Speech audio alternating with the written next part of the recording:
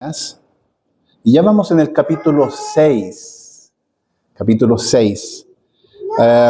Y lo interesante de Nehemías es el gran tema de Nehemías, ¿cierto?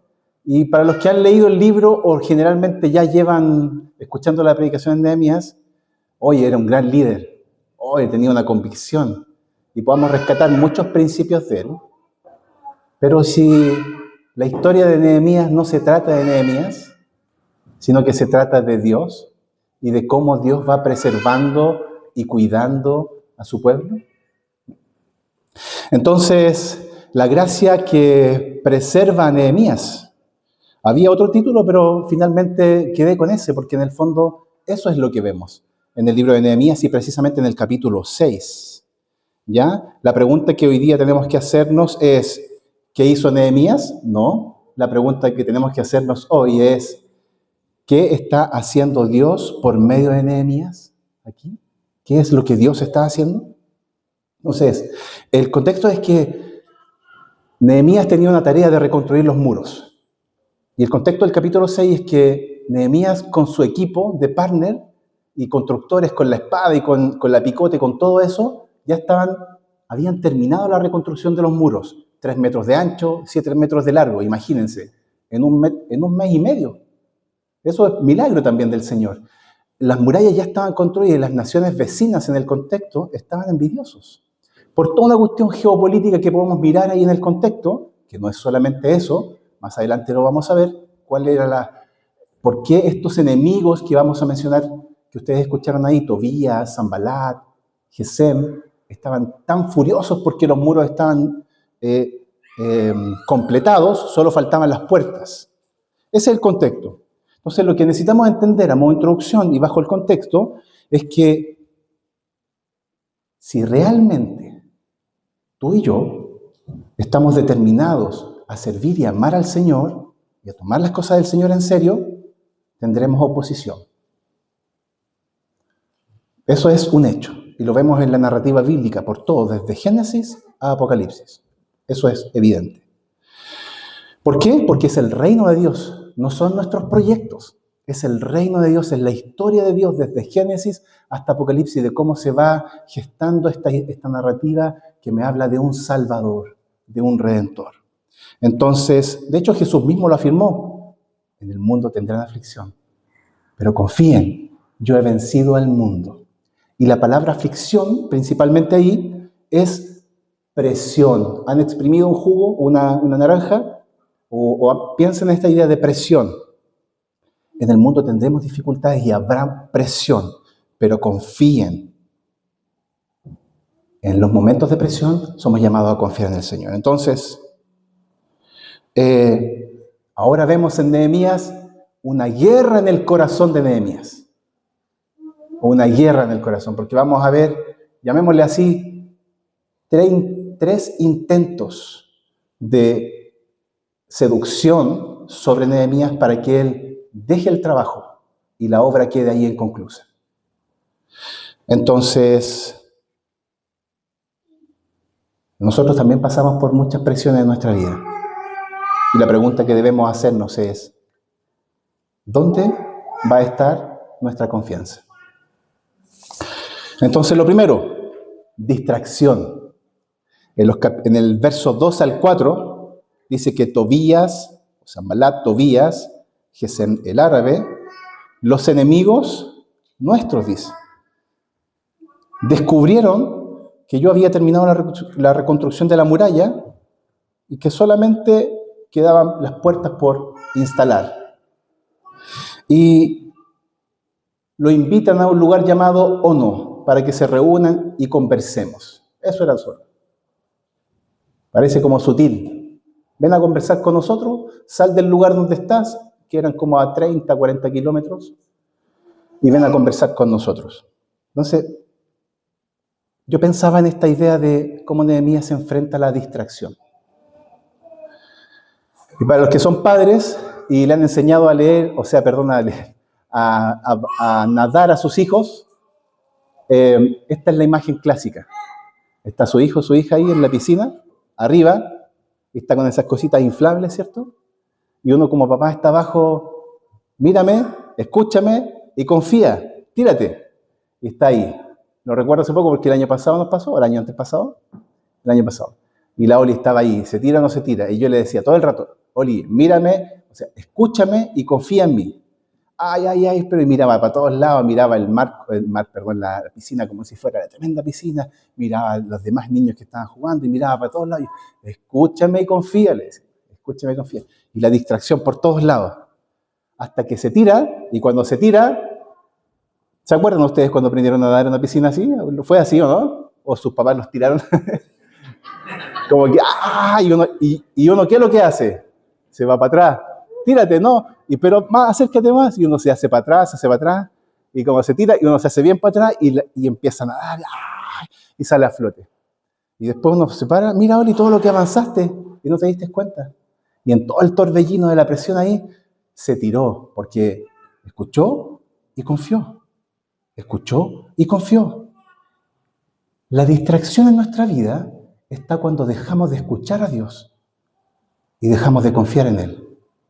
Yo no sé cuáles son las distracciones que tú estás viviendo hoy, que pueden ser sutiles. Yo sé cuáles son las mías. Entonces, necesitamos pensar en eso. ¿Qué vemos aquí? Tobías, Sanbalat y Gesem, estos personajes, líderes políticos, enemigos de Dios. Eso representan en el texto. Estos hombres representan enemigos directos de la obra de Dios.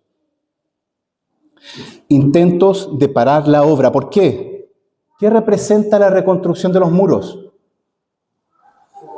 Representan que si los muros no son levantados y la obra no es terminada, el pueblo de Israel quedaba vulnerable, los podían matar, y en el pueblo de Israel, donde estaba el templo y todo eso, era la promesa de donde venía el Mesías, donde Dios iba a preservar a su pueblo.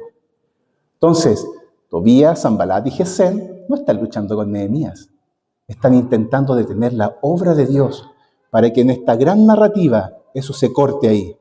Pero como Dios es sabio y está preservando a su pueblo y está preservando la historia, es Dios luchando con estos enemigos. Entonces, esta es la idea.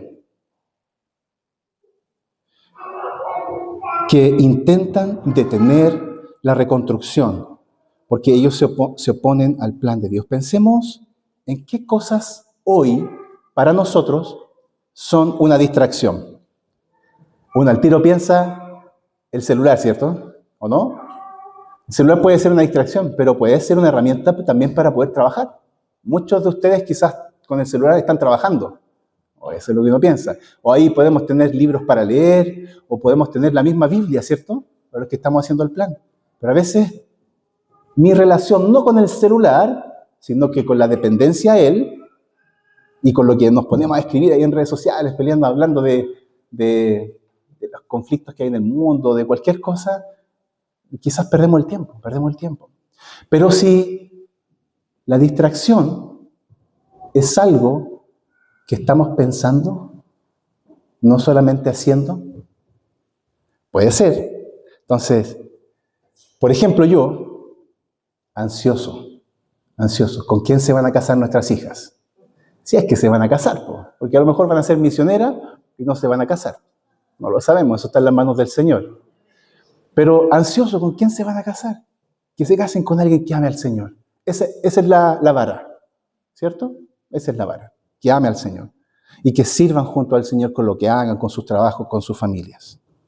Entonces, la ansiedad como distracción, fíjense lo que provoca en nosotros. Que disfrutemos el hoy. Estamos pensando en el mañana. ¿El mañana en quién está? ¿En las manos de quién está? Del Señor. Él es soberano. ¿Por qué me afano por el mañana? Nos impide disfrutar a Dios hoy. Nos impide disfrutar a nuestros hijos, hijas, a nuestra familia, a nuestra iglesia. Nos impide disfrutar el trabajo que estamos haciendo, sea el trabajo que tú hagas. La distracción puede ser algo que estamos pensando. Entonces, pensar mucho en el futuro nos impide disfrutar a Dios hoy. Me gusta cómo Nehemías responde. Estoy ocupado en una gran obra, así que no voy a ir. No es así como tan diplomático como lo digo yo. Me imagino que es como más, estoy haciendo mi pega, la pega que el Señor me dio, estoy reconstruyendo los muros, esta es mi tarea, así que no insistas. Estoy ocupado en una gran obra. Y esta grande obra es precisamente lo que les mencioné. Que la venida de Cristo, muchos años después, dependía de que Dios protegiera con los muros, protegiera a su pueblo en ese momento de la historia.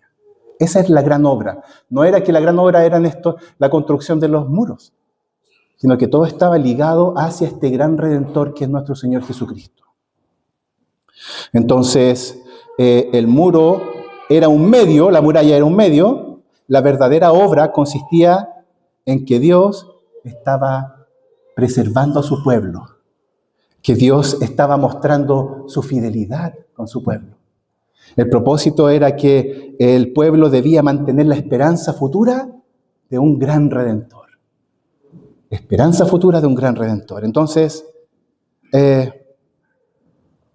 ¿acaso no es lo que tú y yo experimentamos diariamente? Esa gran obra de gracia en nuestras vidas. Esa gran obra de gracia en nuestras vidas. Fuimos reconciliados con Dios por la muerte de Cristo. No solamente eso, sino que Él muestra su fidelidad en nosotros porque nos dio su Espíritu habitando en nosotros. No solamente eso, sino que nos da gozo al corazón. Nos da gozo, nos da paz para enfrentar todas las presiones y distracciones en este contexto. Entonces, podríamos decir, necesitamos ser fuertes como Nehemías y valientes como Nehemías y enfrentar la distracción y decirle no al pecado. No, lo que debemos rescatar del texto es, mira cómo Dios te ha cuidado hasta aquí. ¿No es gracia eso? ¿Hace cuánto conociste el Evangelio? ¿Hace cuánto conocimos el Evangelio? Miremos un poquito para atrás. Cómo Dios nos ha preservado, cómo Dios nos ha cuidado. Entonces, ¿cuál es nuestro desafío? Nuestro desafío frente a la distracción, sea la que sea. Escucha y confía. Escucha y confía. Por eso el autor de Hebreos dice, ya que tenemos mucha gente a nuestro alrededor, se refiere a los héroes de la fe, que nos están mirando, dice, despójate de todo aquello, de cualquier cosa que nos impida avanzar, especialmente el pecado que nos hace tropezar tan fácilmente. Y fija tu mirada, tu corazón, tu esfuerzo, tu voluntad, todo tu ser en el Señor. Eso es todo. Eso es todo. ¿Dónde, entonces? Y ahí tenemos un desafío quizás como padres, como esposos, para poder enfocarnos ahí. Esa es nuestra tarea hoy. En ministerios se hablan, el gran predicador, o el gran apóstol por algunos lados, o tal o cual ministerio. Claramente, tenemos un ministerio con un hermano, con nuestras familias, con un compañero o compañera de trabajo. Tenemos una gran responsabilidad de amar a otros y de servir a otros. Entonces, distracción. ¿Qué cosas hoy nos distraen? Atención, entreguémoslas al Señor. Segundo, del verso 5 al 8. Y vemos aquí, una quinta vez dice el texto, el sirviente de Sanbalat llegó con una carta abierta en su mano que decía, circula un rumor entre las naciones vecinas. Y Gesem, que era un líder árabe, me asegura que es cierto, que tú y los judíos piensan rebelarse y que por esa razón reconstruyen la muralla. Según sus informes, tú te propones ser rey. También informa que has nombrado profetas en Jerusalén para que proclamen acerca de ti. Atención, hay rey en Judá. Puedes tener seguridad de que este informe llegará a oídos del rey, de modo que sugiero que vengas a hablar conmigo de este asunto. Atención, hay un rey, se refería a Artajerjes, al mismo que lo envió.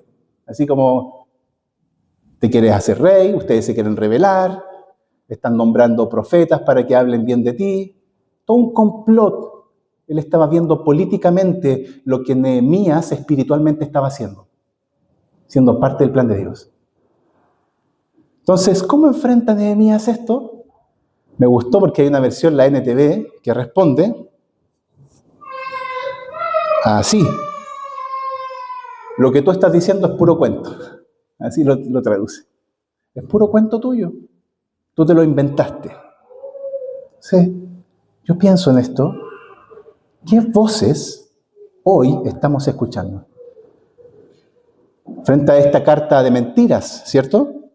Entonces Nehemías, y tú y yo, necesitamos hacer lo mismo que hizo Nehemías.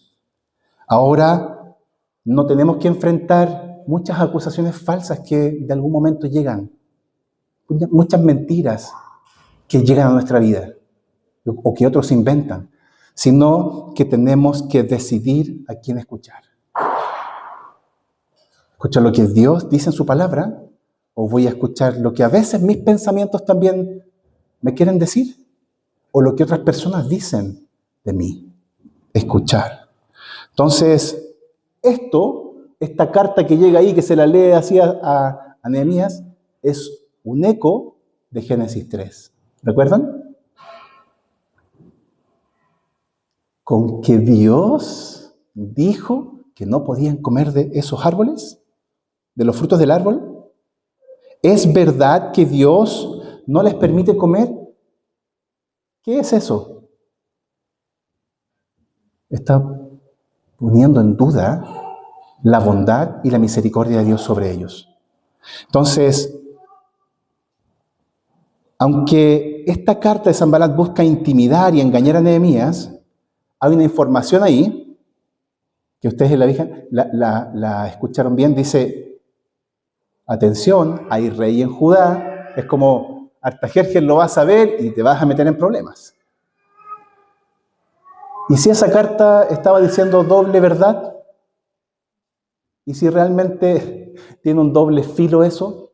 Que nosotros podamos decir, oye, la Biblia dice que si hay un rey, y no es Artajerjes, es nuestro Dios, que es soberano, que está en su trono, que está reinando, que es Señor por sobre todas las cosas. Entonces, este Rey soberano, nuestro Dios, está guiando también cada decisión en Nehemías. Entonces, esta expresión de Nehemías después dice, Señor, fortalece mis manos. Señor, fortalece mis manos. La respuesta es tremenda porque dice, fortalece mis manos, es decir, lo que Nehemías está haciendo frente al engaño y a la mentira es orar. Es descansar en el Señor. Precisamente eso. Descansa en el Señor, Nehemías. Entonces, Señor, fortalece mis manos. Nosotros no podemos controlar lo que otros puedan decir de nosotros, pero sí podemos confiar en el Señor, en que Él es bueno, en que Él es misericordioso. Entonces,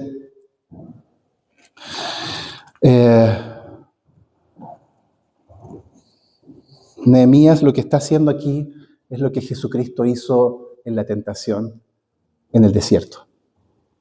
Vino Satanás varias veces y Jesús, ¿cómo responde? Escrito está. Responde con la palabra del Señor.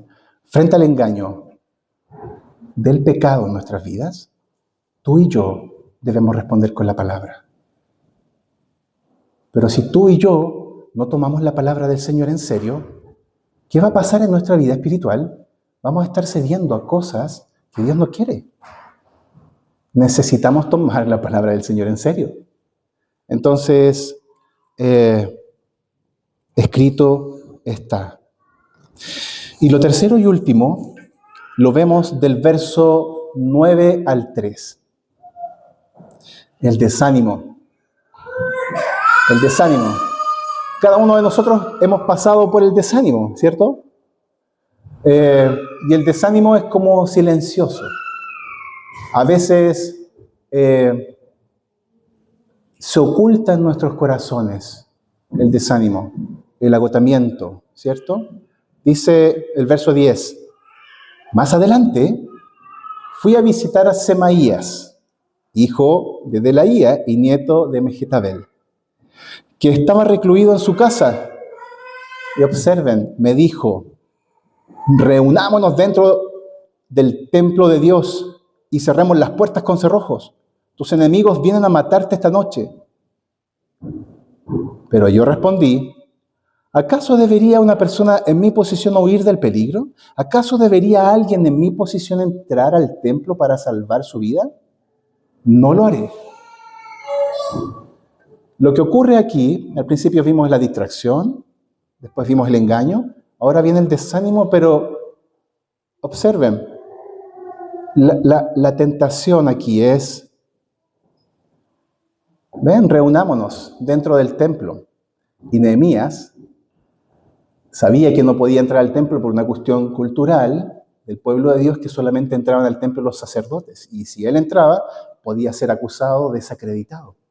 Por lo tanto, Nehemías no cede a esa tentación.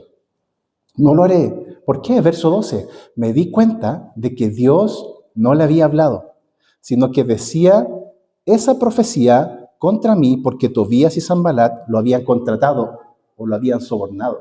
Le habían pagado para eso. Ellos esperaban intimidarme, hacerme pecar. De esta forma podrían acusarme y desacreditarme. Volvamos a Génesis nuevamente. Adán y Eva pecan y Dios llama al hombre y le dice, ¿dónde estás tú? ¿Y qué responde Adán? Me escondí. ¿Por qué te escondiste? Porque tuve miedo. Querían intimidarme, Nehemías dice. Querían hacerme pecar. Entonces, nuevamente, tuve miedo porque estaba desnudo y me escondí, dice en Génesis. Muchas veces el desánimo en nuestras vidas está directamente conectado con los efectos del pecado, a aquellas cosas que cedemos. Y así vemos la cadena. Ellos escucharon la tentación, dejaron de confiar en la bondad de Dios, tuvieron miedo y se escondieron. El desafío nuestro es escuchar la voz de Dios, confiar, que significa obedecer. Eso es confiar. Sí, estoy confiando en el Señor, pero ¿cómo sé que estás confiando en el Señor? Bueno, porque estoy obedeciendo su palabra. Porque quiero amar al Señor, quiero obedecer su palabra. Y eso da como resultado una vida de gozo, de gratitud, de paz. Y por consecuencia, servicio. Servimos a otros. ¿Cómo sería nuestra vida si estuviera controlada por el miedo? ¿Cómo viviríamos tú y yo si nuestra vida estuviera controlada por el miedo?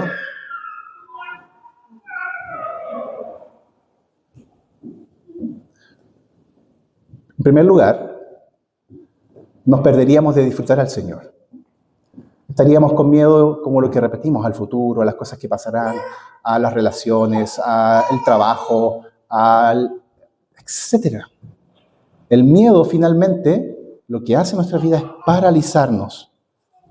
Pero la pregunta es, ¿cómo sería nuestra vida? ¿Cómo sería nuestra vida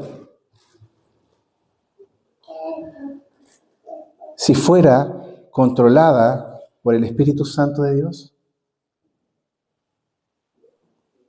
Una vida de gozo y de paz. Una vida con deseo de servir a otros. Una vida donde la palabra del Señor es lo más importante para mí, donde Dios es lo más importante para mí. Fíjense lo que dice Proverbios 29:5. El temor al hombre es un lazo, o te atrapa el temor al hombre, pero el que confía en el Señor estará seguro. Por eso el texto de Nehemías dice que ellos querían hacerle pecar, porque en este sentido, si Nehemías pecaba, lo que representaba él, eso era que Nehemías estaba dejando de confiar en el Señor. Entonces, pensemos en aquellas cosas con las cosas que estamos luchando. Cada vez que tú y yo cedemos al pecado, eso es grave. Quizás a veces lo tomamos como, ok, sí, nuestra vida, sí, somos pecadores. La Biblia lo dice, somos pecadores. Pero a Cristo le costó su sangre. Dios envió a su único Hijo para morir precisamente por nuestros pecados. Lo único que interrumpe nuestra relación entre Dios y nosotros es nuestro pecado. Es nuestra rebeldía. Es nuestra incapacidad de amar a Dios. Entonces, pecado igual dejar de confiar en Dios. Cada vez que tú y yo pecamos o estamos distraídos con otras cosas, es porque estamos dejando de confiar en que Dios es bueno, en que Dios es misericordioso, en que Dios está llevando su plan a cabo. Entonces,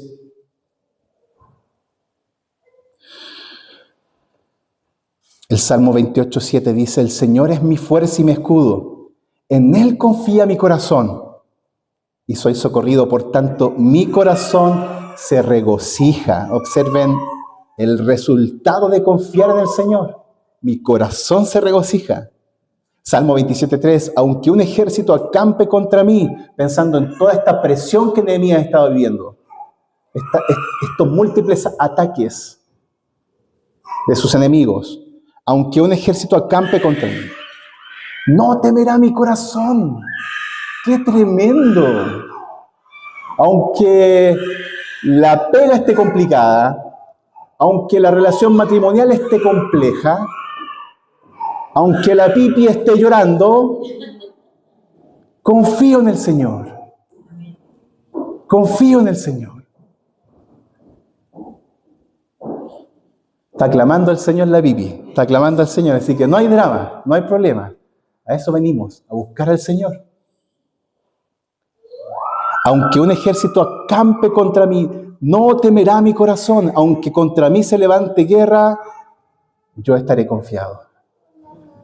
Yo estaré confiado. Entonces, recordemos esto. Frente al desánimo y al miedo, debemos tomar hoy la misma decisión que Nehemías. Es esta. ¿Vamos a vivir para Dios? ¿O vamos a vivir para la aprobación de los demás? Y si ustedes observan el relato de que estamos viendo de capítulo 6, Tobías, Sanbalat y Gesem el árabe, estaban todo el rato, oye, el rey Artajerjes lo va a saber, oye, ven a mí mejor, mira lo que va a pasar, mira. Todo el rato hay una cuestión que va anclada a toda la narrativa de este pasaje. Es esto. Tú y yo vamos a colocar nuestra esperanza en Dios o en lo que otros dicen de nosotros. ¿Dónde está? ¿Dónde está ahí? Entonces Nehemías hizo lo que nosotros necesitamos aprender para enfrentar las presiones, para enfrentar la ansiedad, para enfrentar el temor. Quitó la mirada de sí mismo. No buscó explicarles, no buscó ir a conversar con ellos. Mira, ¿sabes qué? Estoy terminando el muro porque el Señor me llamó a hacer esto. No. Estoy ocupado en esta gran obra y no voy a ir. Otra vez más, 4 veces más insistieron, no voy a ir. Les dije que no voy a ir porque estoy acá.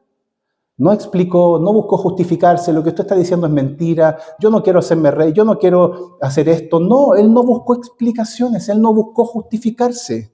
Él lo que hizo fue confiar en el Señor y enfocarse en Dios. Quitó la mirada de sí mismo. Ahí está nuestra fe. De esto consiste tu vida en comunión con Dios, en dejarnos de mirar a nosotros mismos. Es que fallé en esto, es que no puedo esto, es que esto, es que esto. Miremos a nuestro gran Redentor, a nuestro gran Salvador. Que Él nos infunda aliento, que Él nos da esperanza, que Él es nuestra fortaleza, Él es nuestro ánimo. En Él podemos confiar. Puso su esperanza en el Señor. Entonces, algunas aplicaciones que concluimos con nuestro Señor Jesucristo. Respondamos la pregunta que nos hicimos al principio. Ahora nosotros. Hablamos de Nehemías, ahora hablemos de nosotros. ¿Dónde descansará nuestra confianza hoy? ¿Dónde descansará nuestra confianza hoy? Y el versículo 14 termina esta parte con Nehemías orando al Señor, acuérdate de mis enemigos. Pero no ora, oye, que caiga fuego sobre el cielo sobre ellos. Señor, destrúyelos. No, ora sí, acuérdate de ellos. Acuérdate, Señor. ¿Qué estaba haciendo? La oración en Nehemías nos vuelve a decir a ti y a mí dónde Nehemías estaba depositando su esperanza y su confianza. En Dios. No en los intentos propios de solucionar los problemas. Tú y yo necesitamos volver a confiar en el Señor. Por eso, Nehemías nos habla de Cristo. Por eso, Nehemías permanece fiel a su llamado para reconstruir los muros, pero Jesucristo fue fiel hasta la muerte. Y un poco antes de la muerte exclamó, consumado es. Al tercer día resucitó entre los muertos, venció la muerte, venció el poder de la muerte y del pecado. Nehemías no se defendió, pero Jesucristo en la tentación no solamente no se defendió, sino que en la tentación Él confió en el Señor y enfrentó la oposición con la palabra del Señor. Entonces el centro de este pasaje no es nuestra capacidad para resistir a las presiones que cada uno de nosotros estamos viviendo. Tenemos muchas presiones por todos lados. Si tú realmente estás comprometido o comprometida a servir al Señor de verdad, vas a enfrentar presiones. Pero el Señor está con nosotros. El Señor es bueno y es misericordioso. Entonces, nuestro desafío hoy día es ver cómo Dios nos cuida, cómo Dios nos protege en las presiones, en las tentaciones y en el temor, de cómo su gracia constantemente está fortaleciéndonos, está sosteniéndonos, está ayudándonos a perseverar. Entonces, a modo de conclusión, pensemos en esto. Si nuestra confianza debe estar en el Señor y no en las voces de otros, de distracción, de engaño, de temor, si la distracción, el temor, el engaño, entonces, ¿cómo podemos nosotros saber si verdaderamente estamos confiando en el Señor? O piensa esto. Si nada de lo que tú y yo hoy podamos hacer va a permitir que Dios te ame más o menos. o te deje de amar. Porque Él ya pagó por nosotros. Cristo ya murió en la cruz por nosotros. Él ya nos ama perfectamente y eternamente. Sin nada de lo que nosotros hagamos o dejemos de hacer, su amor ya está por nosotros. Entonces, la pregunta es, ¿vamos a seguir viviendo para nosotros o vamos a vivir para su gloria? Necesitamos pensar en eso. Necesitamos replantearnos delante del Señor.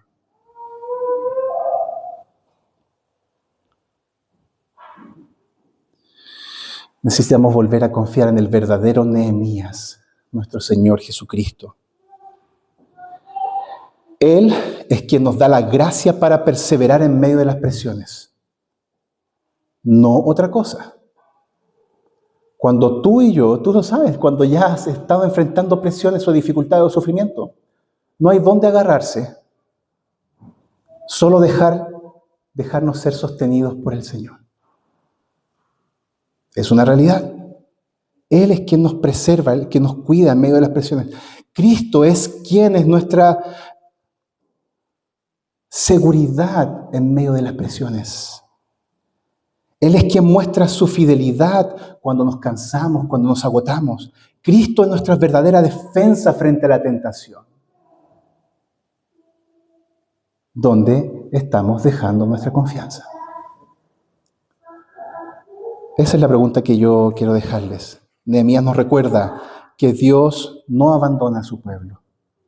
Lo ama, lo cuida, lo va a preservar. Dios no nos ha abandonado y no nos va a abandonar. Nuestro Dios es fiel. Lo demuestra en su palabra. Oremos.